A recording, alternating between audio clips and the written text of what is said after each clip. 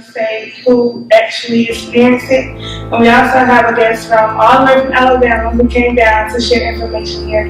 So the first person that we'll have speak is Latia. I think I said your name right. Well, Miss Gill. Give her a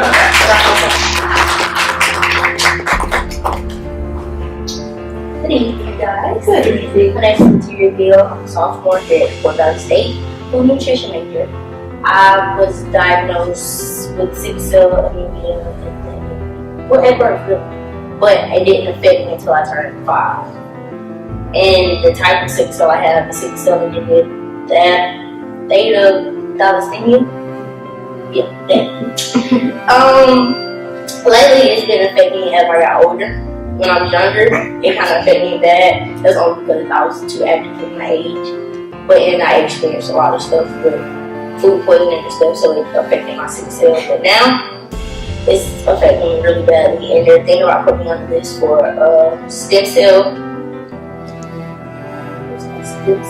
transplant. That's what it is. More about me having sickle cell, it made me as a person stronger, I guess, because as I see my friends outside playing in the winter or in the summer, going to the pool, I was in the house wishing I could leave them because my body can't go from one extreme to the next, or I would be in the hospital. I spent most of my childhood in the hospital, and now I'm spending most of my college years in the hospital. Basically, that's my second home. I got used to it, and I only have a few friends that accept the fact that I have sickle cell. They think sickle cell is contagious. I don't know where they get that myth from. They also think that it's like, because I have sickle cell, I can't do nothing but sit there and watch them have fun, so they choose not to, I guess, go out and have fun with me. They think sickle cell is sexually transmitted. I don't know why, but they do. And it's kind of hard just introducing to your friends or people that don't know you. If you get sick around them, oh, I'm sick because I have sickle cell, because then they want to look at you differently. I have my friend with me today, right there, right now. She's been sitting at the hospital with me lately when I go and taking care of me when I needed to. She's one of the most understanding friends that I have now. And having sickle cell is not a journey that you should take alone. Thank you, Ms. Gill, for sharing your story. That was very beautiful. Next we'll have Ms. Nanci Deed come up and speak. Give her a round of applause. Hello, everyone. My name is Nanci Deed, and I'm coming tonight with a real full heart because sickle cell disease, Ms. Gill, is personal to me as well. It's part of my life. My son, who is maybe a couple of years older than you, has sickle cell disease. So I understand it from the standpoint of being a mom. We spent many nights, and I do mean many nights in the hospital. We spent many weeks in the hospital. And the best gift that I could give him, and his name is Justin, was the gift of my heart and my time to volunteer. Can I get someone to volunteer to come here for me and stand next to him for just a second? Just a volunteer. Thank you so much. And what's your name, sir? Darian, thank you so much for volunteering. I need you to open this envelope for me and read what the card says. The front says amazing things will happen. And go in the envelope and open it again. There's something else in there.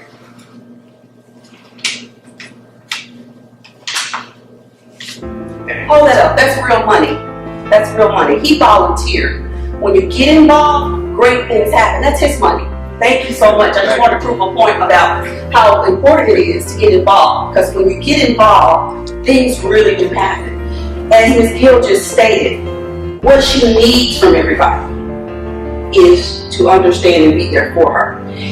What she needs from everybody, if you guys hear someone speaking as it relates to a myth about sickle cell, it's your job to teach them. It's your job to change the tone and the face of sickle cell anemia. I'll start by talking about pulling down the myths. Sickle cell disease is not contagious. It is something that you are born with. What it does, it will not, if you have a trait, it will not turn into a disease. What it does, it affects her as it relates to her everyday living activities, like when she's in pain. You'll notice when she's quiet, when she's tired. but it does not affect her mental capabilities. It does not affect her as a woman. She's still a woman in her own right. She's still very powerful. But what she needs is people to gather around her to support her during the times of her crisis. For me, I taught Justin that during the time of crisis, we're here. He has a lot of people here for him, but when things are not going as it relates to crisis, he's a normal guy. So Ms. Gill, and I keep picking on you, so to speak, because I can personally relate. What she wants to do is she wants to be treated normal. She wants to be handled in a normal way. She does not want to be treated like an outcast, because she's not. She's a powerful woman. And I commend you for following through on your dreams, for following through on your plans as it relates to your life. Because big things are going to happen to you. You know why? Because you're powerful beyond measure. And you also have courage beyond anybody else's belief to be able to keep going in spite of. We have people right here on this college campus who there's nothing wrong with them, and they barely go to class. They barely carry a book. They barely study. But you, on the other hand, you have not allowed this particular disease to affect you in a negative way. And you are very, very bold to stand before your peers and to say that you have this disease. Because many times people will hide. They hide because of the simple fact of the stigma that's associated with sickle cell disease. Another myth. A lot of you believe that it only affects African Americans. That's not true. It also affects Hispanics, Turkish, Asian, as well as the Greek and Italian population. So it affects more people than you can even imagine. This particular disease, for example, is not talked about as much as it should as it relates to the media coverage, as it relates to other groups and other situations, because you guys aren't putting the word out. It takes us to put the word out about something that we're involved in. Just like you talk about, I attend school here at Fort Valley State University.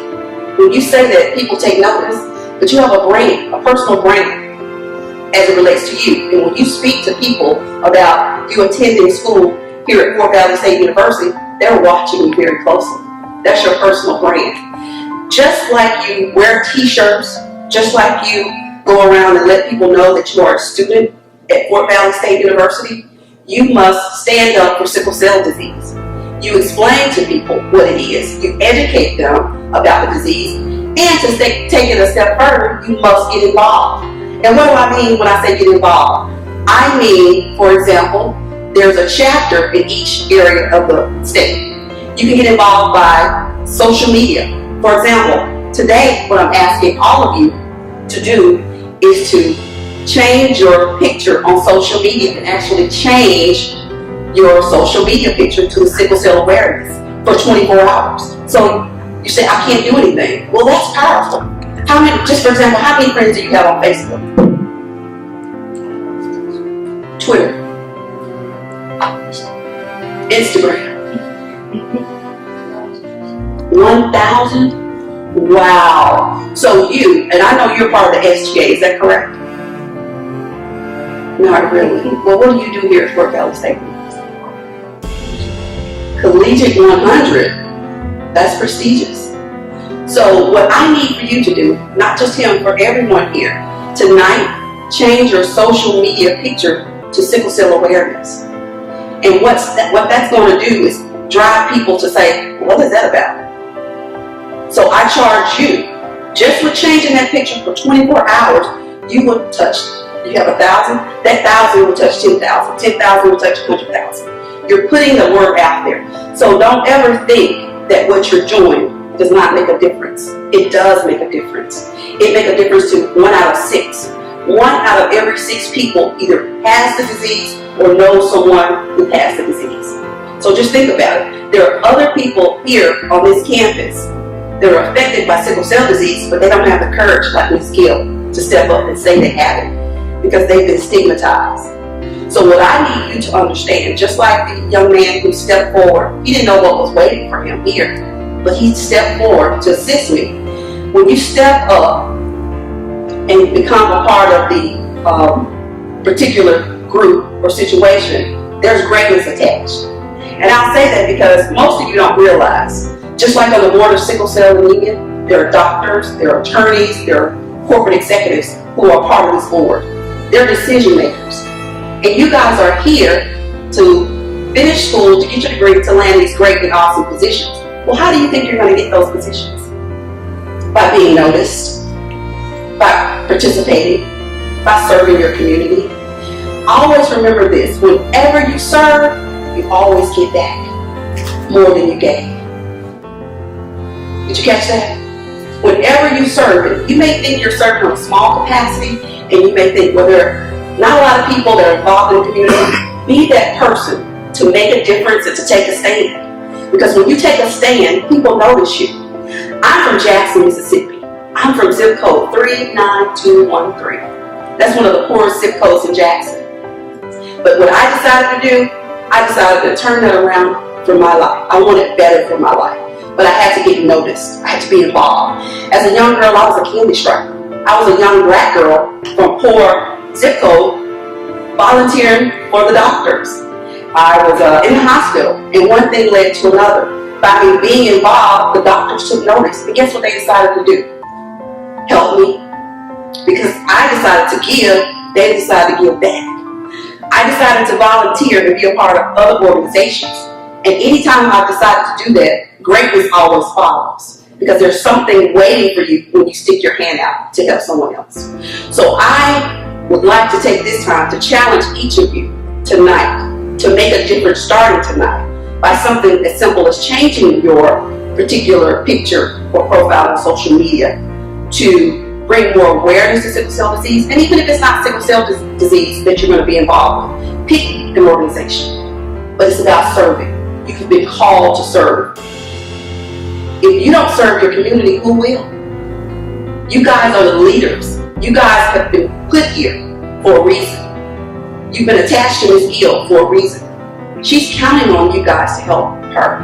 And there's something even bigger that's counting on you guys to help her get where she needs to go tonight. And I challenge all of you tonight to really take this serious and to challenge your friends as opposed to going out on Friday nights. Maybe take some time to go volunteer at the hospital. Ms. Gill, which hospital do you go to here? I go to Househead County Medical Center and Columbus Regional. Okay, when you're here, if you guys don't see her, reach out to her. Keep in contact with her. And even when she's not sick, go to the hospital to volunteer in the hematology area. Because let me tell you what happens. It's a lonely place. Am I right, Ms. Gill? It's a very, very lonely place. So I am charging and challenging each of you to reach out in small ways. It may be 1 hour that you can volunteer. It may be that you text her and say, hey, I haven't seen you in class or I haven't seen you around campus. You need me to bring you in food.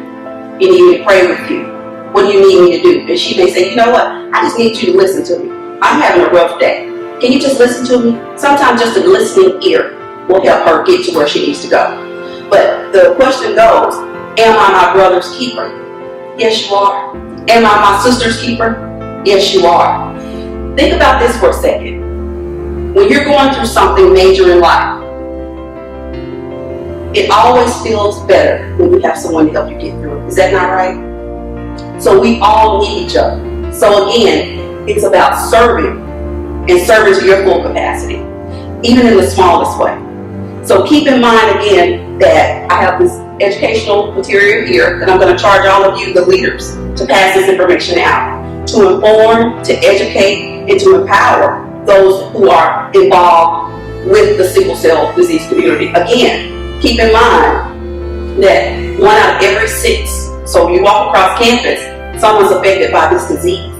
So really take a minute and think about your responsibility, because I have a responsibility, you guys have a responsibility to make a difference. This is our mission, to make a difference, to serve. And I promise you, if you step outside of yourself to serve, great things will happen for you as it relates to that.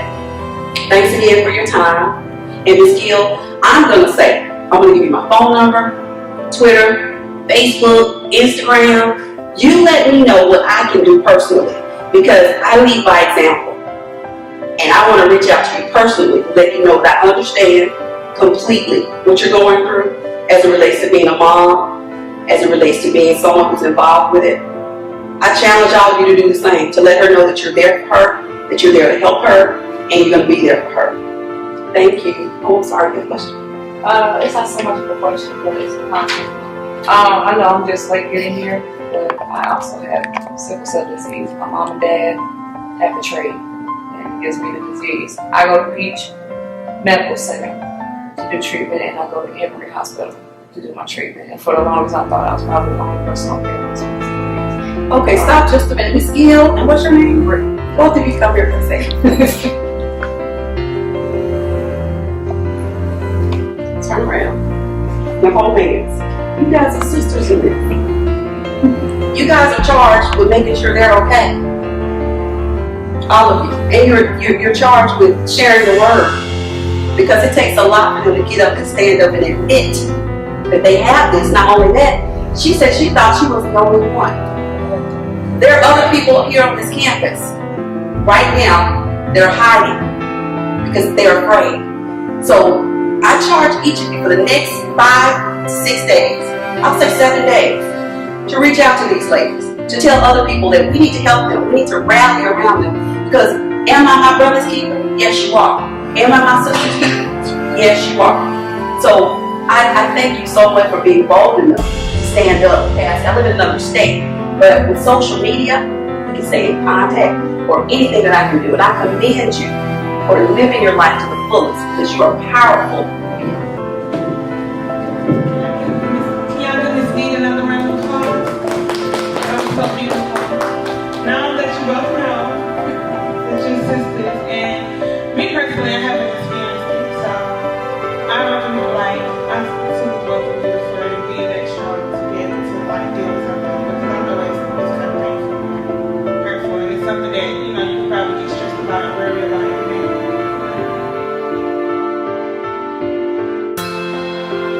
The event was mainly, when I thought about Sickle Cell Awareness event, I thought about those people that like suffered from the disease. And I know over the summer, my best friend, she was like always in the hospital. She was never able to be there for her son. So it was kind of like hard seeing her go through it. So I just wanted to do like all of my events all of HGA Public Relations events is about awareness. So for this month, we have the Sickle Cell Awareness event. Next month, I'm just hoping to like let everyone know that even though you don't suffer from it, those that do suffer from it, they go through a lot and they need our support to be able to get through it. Is what I'm trying to allow others to see. Well, I'm a member of Public Relations Department in HGA, so we basically all put together ideas and just collaborate to make it move. I came to the event because I really focus on holistic health and holistic healing. And that's what I want to do. My long graduate psychology is holistic wellness treatments. Show my support. I didn't know these two young ladies had sickle cell, but now I know. Now I'm gonna look out for them. I'm gonna look out for them anyways, but you know, look out for them. All right.